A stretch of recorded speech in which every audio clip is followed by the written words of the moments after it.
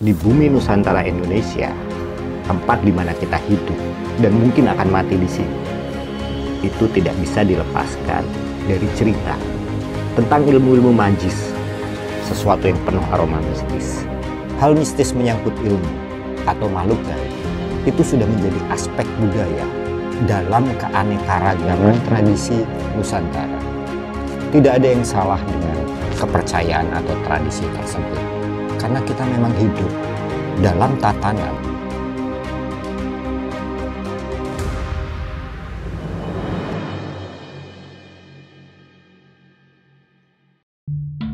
Assalamualaikum warahmatullahi wabarakatuh. Selamat datang kembali ya di channel Bang Page Illustration. Oke, tanpa berlama-lama lagi, langsung saja kita masuk ke dalam cerita yang berjudul Ingin Pulang.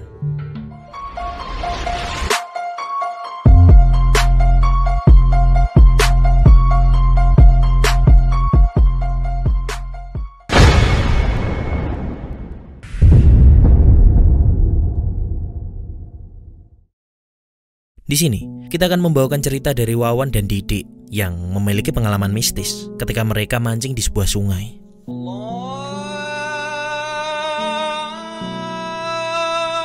Itu orang gak ada kerjaan banget. Azan maghrib berkumandang, bukannya ke masjid, malah mondar-mandir. Ujar Didik memecah keheningan kepada Wawan yang tengah fokus melihat ujung joran pancing. "Apaan sih, Dik?" jawab Wawan ketus karena kefokusannya terganggu. "Noh, di seberang sungai, lihat aja sendiri," ucap Didik. Sedikit penjelasan, sungai Cijampang sangatlah lebar dan besar. Suasana yang mulai gelap membuat jarak pandang semakin pendek dan juga sedikit suram.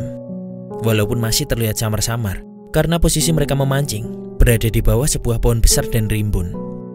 Setelah melihat ke seberang sungai, Wawan langsung melirik ke arah Didik. "Mantap, bakal menang banyak mancing malam ini," ucap Wawan sambil tersenyum. "Yakin?" jawab Didik dengan nada meledek, karena ia tahu kalau temannya itu sangatlah penakut. "Tahu ah, bismillah aja," jawabnya. Hari semakin gelap, hanya bulan sabit yang menemani mereka memancing malam itu. Dan hanya lonceng kecil yang ada di ujung joran sebagai tanda kalau ikan menyambar umpan. "Bau amis ya?" ujar Didik kembali.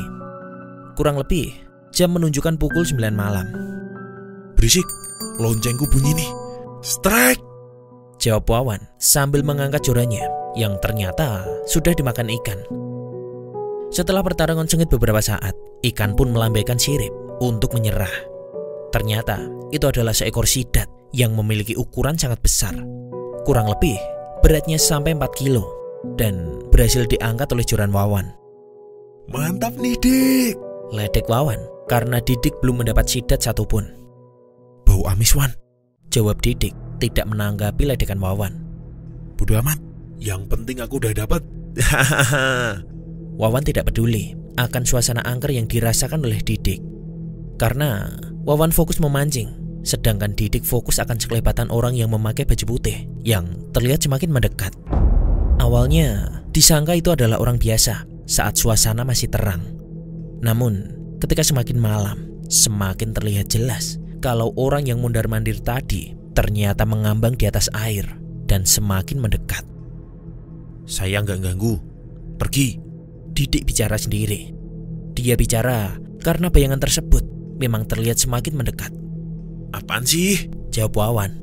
Dan selang beberapa saat, lonceng kecil tanda umpan disambar ikan. Langsung saja Wawan mengangkat jorannya. "Dapat lagi, Dik!" teriak Wawan. Tarikan ikan kali ini sangatlah sengit dan membuat Wawan kewalahan. Hampir 10 menit ikan itu terus melawan, namun akhirnya menyerah juga. Tapi bukannya ikan yang naik, melainkan kepala manusia. "Mayat!" teriak Wawan sambil berdiri dan langsung berlari meninggalkan Didik. Wan, jangan lari, Wan!" teriak dan juga jawaban Didik sambil ikut berlari mengejar Wawan. Panik adalah hal yang tak terduga bisa terjadi kapan saja dan juga dimanapun karena situasi tertentu. Padahal mereka berdua sudah berumur, harusnya bisa menahan rasa takut itu. Tapi apalah daya, penampakan yang harusnya ikan malah berubah menjadi kepala manusia. Hal itu membuat Wawan lari tunggang langgang. Didik pun juga terpaksa ikut berlari karena takut Wawan kenapa-napa. Wan, hei, jangan lari. Ingat kita di mana? Teriak Didik kala itu. Karena memang posisi mereka memancing agak cukup jauh ke pemukiman penduduk dan harus melewati tebing yang curam, kebun, dan juga persawahan. Namun Wawan tidak mempedulikan teriakan Didik. Ia terus berlari. Terabas sajalah. Ayo Dik, cepat pulang. Pokoknya harus cepat pulang. Mungkin itu yang ada di pikiran Wawan. Padahal Didik yang lari mengejar Wawan dengan hati-hati malah harus terjatuh ke dalam kebun ketika mengejar Wawan yang terus berlari tanpa melihat jalan. Seakan alam malah mendukung kejadian mereka berdua dan ingin menertawakannya. Karena di saat mereka berdua berlari, malam yang cukup cerah seketika menjadi gelap gulita dan turun hujan dengan derasnya. Suara tubuh Didik yang terjatuh karena terpeleset tanah yang licin. Wan, tolong Wan, aku jatuh Wan, tolong! Teriakan lantang Didik yang mungkin bisa disebut sudah jatuh tertimpa tangga. Di saat Didik terjatuh, terlihat jelas dan samar sosok mayat tadi ternyata mengikutinya.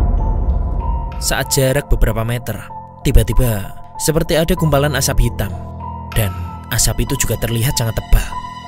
Namun saat kilatan petir menerangi alam, gumpalan hitam tersebut terlihat berubah menjadi manusia yang sudah meninggal. Badannya besar karena mengembung, mungkin karena tenggelam. Juga beberapa organ tubuhnya terlihat tak ada lagi di tempatnya. Mata tinggal satu, kaki maupun tangan yang terlihat membusuk. Perutnya juga terlihat berlubang. Hal itu membuat jantung Didik berdebar kencang. Astagfirullahaladzim, ucap Didik sambil ngesot mundur secara perlahan. Ucapan doa yang tak berujung terus terlontar dari bibir Didik dan tak ada doa yang tamat ia bacakan. Didik, aku balik Dik. Kamu di mana? Teriakan Wawan mencari Didik. Wawan melawan ketakutannya demi sahabat karibnya. Wan, aku di sini Wan. Jawaban Didik sambil menyerah karena keadaan, sambil melambaikan tangan. Didik, Wawan, Didik, Wawan. Teriakan dan jawaban mereka berdua saling bersautan. Namun saat jaraknya sudah beberapa meter dari Didik, kilatan petir kembali menyambar dan membuat alam seketika menjadi terang dan membuat suasana untuk beberapa milisecond menjadi sangat terang. Allahu Akbar, astagfirullahaladzim, teriakan Wawan sambil memutar kembali tubuhnya. Dan dia lanjut berlari untuk meninggalkan Didik.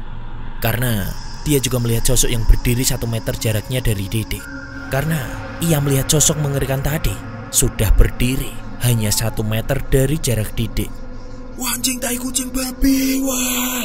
Bahasa kasar yang sulit dimengerti keluar dari bibir Didik terus menerus.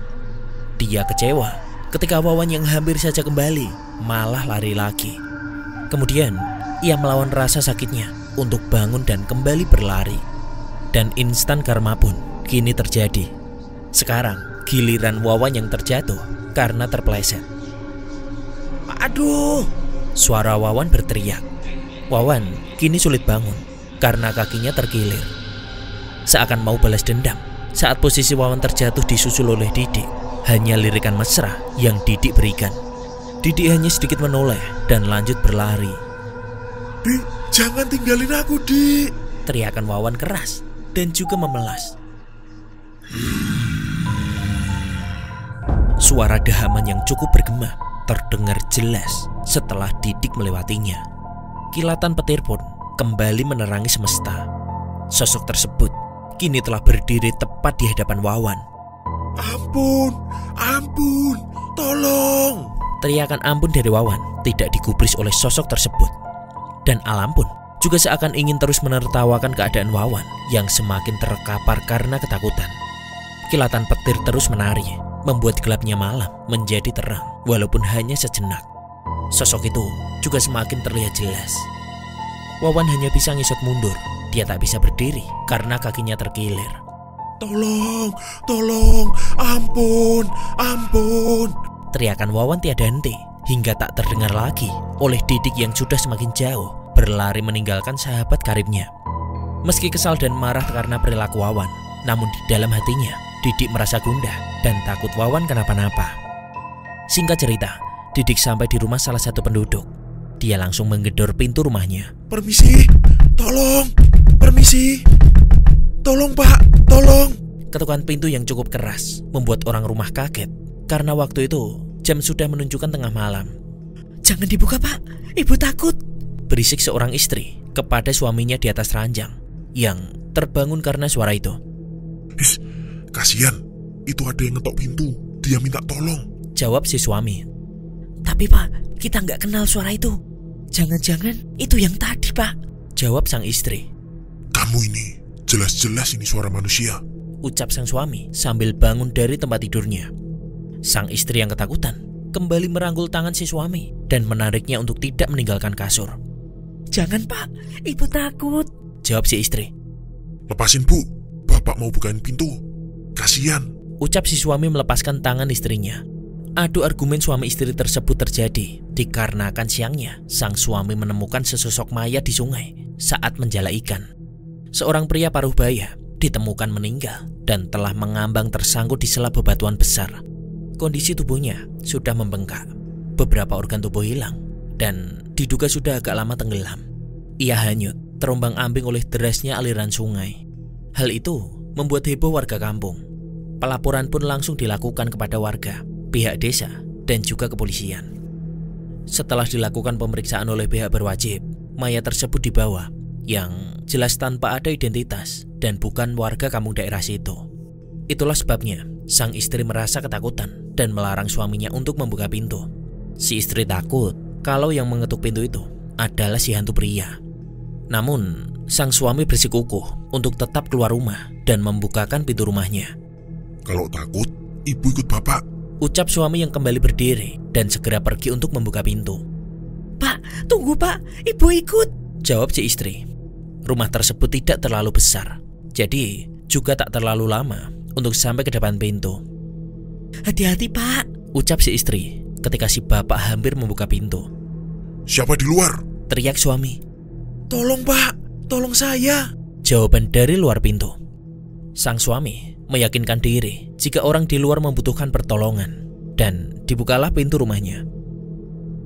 "Hantu!" teriakan sang istri sebelum tak sadarkan diri. Sosoknya hitam, penuh lumpur dan basah kuyup, berdiri di hadapan mereka berdua. Hal itu membuat si istri kaget dan seketika pingsan. Padahal yang berdiri itu adalah Didik. Namun karena jatuh bangun saat berlari, membuat seluruh tubuhnya dipenuhi lumpur.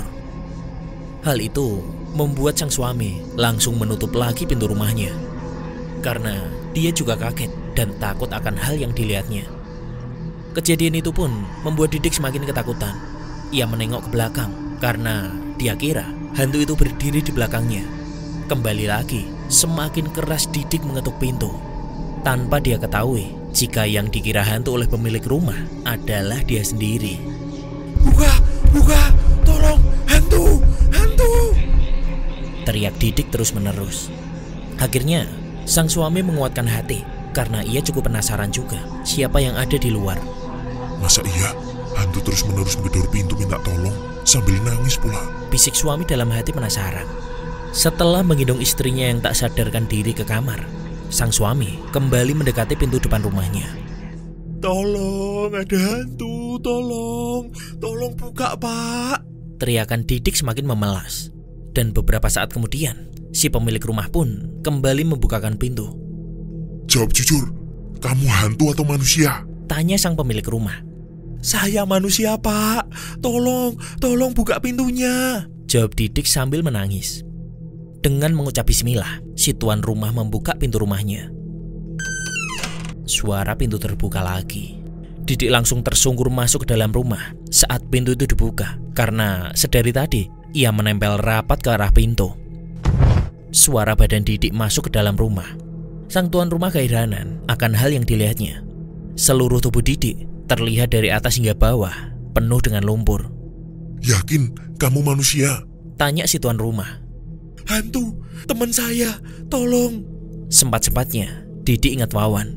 Istighfar Le. Kenapa cerita? Tanya si tuan rumah. "Hantu lagi mancing Dikejar teman saya. Tolong. Jawab Didik gemetaran, berucap tidak karuan. Tunggu sebentar. Saya ke belakang dulu. Ucap si tuan rumah, dan tak lama berselang, ia kembali dengan membawakan segelas air putih. Didik langsung meminumnya sampai ia tersedak. Kenapa? Tanya tuan rumah lagi setelah Didik sudah sedikit tenang. Saya dan teman saya lagi mancing. Terus tiba-tiba ada hantu yang terangkat dari pancingan. Kirain itu ikan, Pak. Tahu-taunya kepala manusia. Terus hantu itu ngejar kita berdua. Sekarang teman saya tertinggal, Pak. Dia jatuh. Jelas Didik. Lah, katanya teman. Tapi kok malah kamu tinggal? Jawab si tuan rumah. Lawang dia yang ninggalin saya duluan pas saya jatuh. Tak bales lah, tak tinggal juga pas dia jatuh. Jelas Didik. Hanya sebuah gelengan kepala yang menjadi respon dari si pemilik rumah. Yaudah, ayo kita jemput temanmu. Di mana kamu tinggalin? Ucap si tuan rumah. Jangan, Pak, ada hantu. Saya takut. Jawab Didik semakin ketakutan. Bapak juga sama-sama takut. Soalnya tadi siang Bapak menemukan mayat di tempat itu. Jawab si tuan rumah. Hah? Mayat? Didik semakin ketakutan. Udah, ntar aja ceritanya. Kita tolongin dulu temanmu. Jelas si tuan rumah. Berdua, Pak. Jawab Didik. Gak mau kalau berdua. Bapak juga takut. Jawab si tuan rumah. Lah terus gimana? Jawab Didik lagi. Langsung, si tuan rumah keluar dari rumahnya dan mengetok pentungan dengan keras yang ada di depan rumahnya. Tidak lama berselang, warga pun terbangun dan berkumpul di depan rumah bapak itu. Mereka menanyakan apa yang terjadi, kok sampai memukul kentongan. Dan diceritakanlah kejadian yang Didik alami. Mendengar itu, kemudian semua warga beramai-ramai mendatangi posisi Wawan untuk mencarinya. Dan benar saja, Wawan ditemukan sudah pingsan di bawah sebuah pohon besar saat warga menemukannya. Hantu, tolong. Wawan tersadar ketika warga datang. Udah, gak ada hantunya. Ayo, kita pulang. Jawab warga yang menolong. Teman macam apa kamu? Ucap Didik ketus. Dan seperti menunjukkan jika dia lebih mengutamakan teman karena membawa warga untuk menolongnya. Iya, maaf. Aku takut. Jawab Wawan sambil digendong salah satu warga karena ia tak bisa berjalan. Seakan ingin menunjukkan eksistensinya, ketika ada kilatan petir, sosok itu kembali menampakkan dirinya. Itu hantunya! Teriak Wawan seakan ingin berlari, padahal ia sedang digendong. Otomatis, semua warga yang datang untuk menolong pun juga ikut menengok. Dan benar saja, hantu itu memang menampakkan wujudnya. Udah, biarin aja. Jangan lari, nanti celaka. Ucapan keras dari seorang tetua kampung yang ikut membantu menolong Wawan. Semua warga menurut akan ucapannya. Tidak ada yang lari, karena warga tahu bahwa tetua kampung itu memang memiliki kelebihan. Indisya. Nada keras dari tetua kampung sambil melangkah pergi bersama warga.